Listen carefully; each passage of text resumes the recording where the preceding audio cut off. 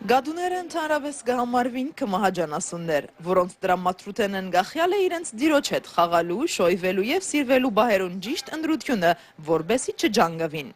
Սակայն Վանի գադուները դարբեր են։ Հայկական գադուներու այս դեսագը ոչ միայն յուրահատուկ է իր աչկերուն քույնով և ֆիզիկական հատկություններով, այլև իր բարեհամբույր բնավորությամբ։ Այսօր աշխարհի տարածքին միայն շուրջ 2000 Վանի գադուներ գաբրին և գադվածքիներու մեծ ընտանիքին պատկանող այս տեսակը ենթակա է անհետանալու վտանգին։ Այս պատճառով ալ Նիկի Բոլթեր, որը շատ է Վանի գադուներուն պահպանման աշխատանքին լծվիլ։ Այս կենսապան անկլյուհին այս օրերուն Երևան կգտնվի և իր հետ Հայաստան բերած է իր Վանի 21 գադուներուն 4-ը, որբեսի Հայաստանի մեջ ապրող Վանի գադուներուն տեսակը առավել հարազատ դարձնե։ Նիկի Բոլթերը սա, որ իր նպատակն է Հայաստանի վերադարձնել այս յուրահատուկ կադուն, որ ունի բարեհամբույր նկարագիր, գսիրե ջուրը, լողալը, ընկերային և բացառիկ խելացի է։